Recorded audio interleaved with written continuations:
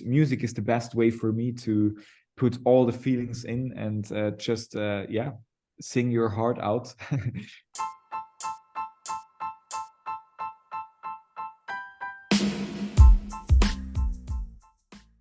Thank you for joining, and it's so lovely to have you join us on the podcast. It really is, and we've been looking forward to talking to you, of course, and hear about everything you've been up to. And I think, of course, a good place to start, as always, is to say congratulations, and just to hear how this whole Eurovision crazy experience has been for you so far. Have you enjoyed every second? Thank you so much. So yeah, it's a crazy experience, an amazing journey. I really love to do that. It's yeah, it's like a roller coaster there. It's super fast. The things going super fast, and a lot of things to do. So the whole preparation for the big performance. I was just 4 days in Sweden in Stockholm to prepare the whole staging. It will be amazing, hopefully. Course, I have no doubt. I have no doubt, Remo. And of course, your entry itself, Watergun, has a really powerful message, about the transition from childhood games to the brutal reality of war and violence. And it's such a powerful song. So I'd love to hear from you what inspired you to write such a song, and is there any personal connection to its deep meaning? Yeah, I really love the song, but I was not the writer of the song. The song got written in a songwriting camp already 2 years ago. So it's not written just especially for the actual war we have in Ukraine. Um, and yeah, I was able to listen to the song first time in last September, and I just totally fell in love with the song because I think the melody is wonderful. It's very emotional. It starts very soft and gets very big and powerful in the middle and in the end, which is crazy. And in a second time, I took a look to the lyrics and the story, which tells a story from a boy to play with water guns when he was a child. And now he's in the real war with guns and has to fight for his life, for everything with. But yeah, I just was so emotional when I heard it for the first time, and I was sure that hopefully many of will be touched by the song, and that was yeah. I was just sure that I want to bring that song on the big Eurovision stage. Yeah, and that's what you're doing. And you're holding such a big responsibility, bringing such a powerful song, but you do it in such a great, strong way. And your voice matches the song in such a strong and perfect way as well. It's like it was meant to be. And the fans are very connected to it. But also the music video, it goes with the song so powerfully as well. And I'd love to know, the Watergun music Gone. video features really powerful imagery and themes related to the song's message, as you mentioned. How was it working on the music video? What was the creativity behind that as well? You asked for the music video, right? It's just the Yes. connection stuck a little bit. Okay. Ah, sorry about that. We'll fix that. All good. Yeah, so it was a very good experience to work with such professionals for that music video we shoot in Berlin. It was amazing. It went like 15 hours, I think. It was very long. It was hard. It was also cold because the shoot was in an industrial hall. We had like 10 degrees, and I was like there 15 hours with just a light jacket. And so yeah, it was definitely a challenge, but it was so cool to work with many professional people and just have a good thing. And I think the results, I really love the video. I think it went pretty well. Absolutely, I have to agree with you. Like I said, the song itself is powerful, and to match that, the music video does exactly the same thing, which is great to see. But now going from your music video to, of course, your live performance that we're all anticipating and really excited to see, I'd love to know what are your expectations for your performance at Eurovision, and how do you plan to bring the strong emotion of Watergun to the stage? So yeah, good question.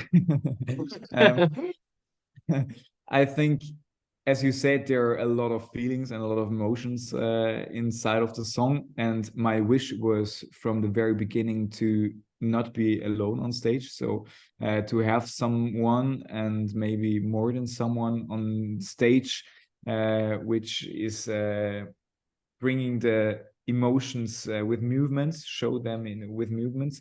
And I'm very happy to announce that I will have 4 dancers joining me on stage.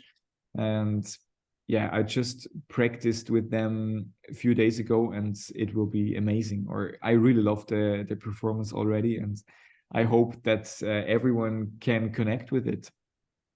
I'm sure we will. I'm very excited to see it for sure, as are all the fans, we really are. And not just in Watergun, but I think in all of your music career, you really show a lot of strength and power in your music, which is very powerful for your fans and for Eurovision fans now. So could you maybe tell us about any challenges you've faced personally in your music career so far and how you've overcome them? Because I feel like that does show through your music. Yeah. So I always loved to do this kind of music, to transport a lot of emotions. That was from the beginning the thing I loved the most. And I think the feedbacks of the crowd and of the audience always is always that they have goosebumps, and that's the thing I love to hear, that they can connect with it.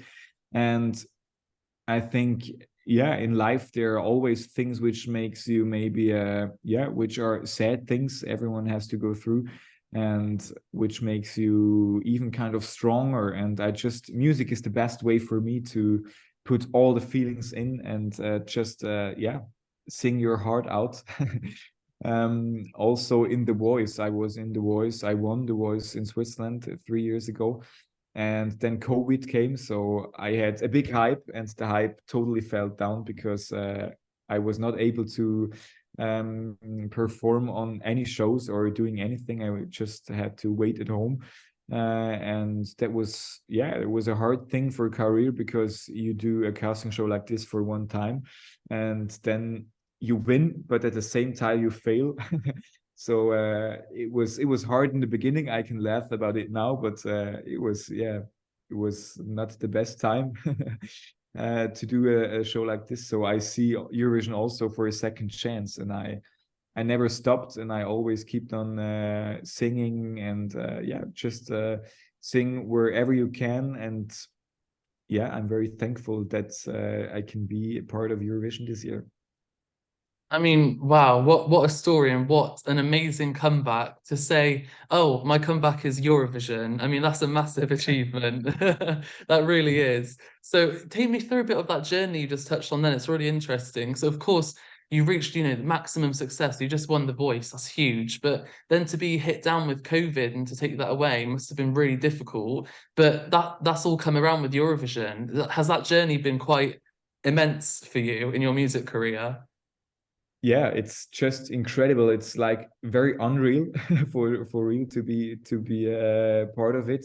And I mean, there are a lot of, I think we speak from 200 millions of peoples which will see the show, which is crazy. um yeah, it's very nice to be in it, and it's definitely a lot of things to do. I must have to say, it's a lot of preparations, a lot of wonderful blogging interviews and stuff you can do. It's a great time and a wonderful experience. Oh, that's great to hear. I'd love to know, how would you compare being on The Voice compared to Eurovision? Is it quite similar or is it a lot more work? um, that's actually a good question. um, I think you can't compare, because so it's you can compare, but The Voice is much smaller than Eurovision.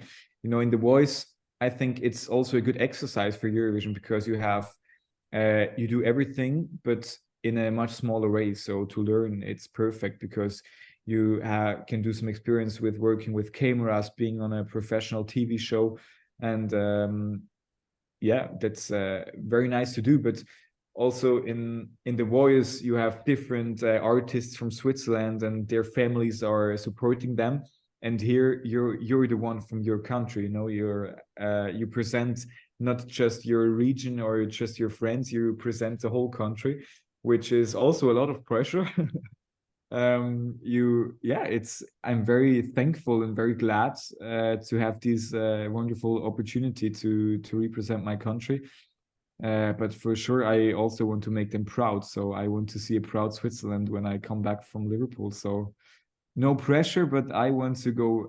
I want to have a good position.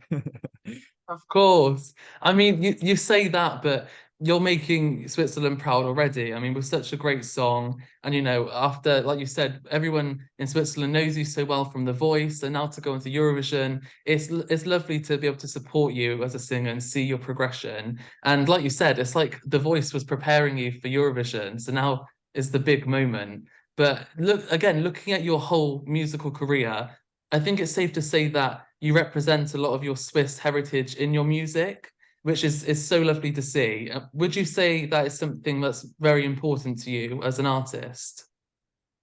For sure, I'm a Swiss guy, and I love to be Swiss, and I love the country. I love everything here, and yeah, it's for sure an important thing to represent my country as good as I can. Now, again, looking at your whole musical career, moving away from Eurovision towards looking at it as a whole, what inspired you to pursue a career in music? And when did you actually first realize this is my passion? So I grew up in a very musician family. My father is doing Swiss folks music, so he plays accordion, and I did that also as a child when I was very young. I loved to do that, and my mother played keyboard, or she was trying to play keyboard. Sorry, mom. And then I tried to do that too, and I loved it because I just I loved to play the songs which I heard in radio and in the charts. And then I also added singing to it. And I loved to, yeah, as I said, it was the best way to show my feelings, and yeah, doing put all the emotions inside of it, and to hear that my music touches the people was always the best thing for me, the best medicine. It makes me so happy every time I hear it. And yeah, so I was doing music since ever, I would say. So yeah, I'm a musician. I'm a real musician, and I love to do what I do. Yeah. Oh, that's so lovely. You've always been a musician then. And like you said, obviously your mum and your dad have inspired you a lot, especially your mum on the keyboard by the sounds of it. What would you say are some of your other biggest musical influences, other artists who've maybe inspired your sound and your style? So when I started with music, Ed Sheeran was my hero number one. Uh, I sang every song of him, and then later James Arthur joined joined the group. I love his songs. He's such an amazing artist, and also Shawn Mendes, Luis Capaldi. I think these four are just my heroes, and I love them all. Yeah, they inspired me a lot and had also a big impact to my career.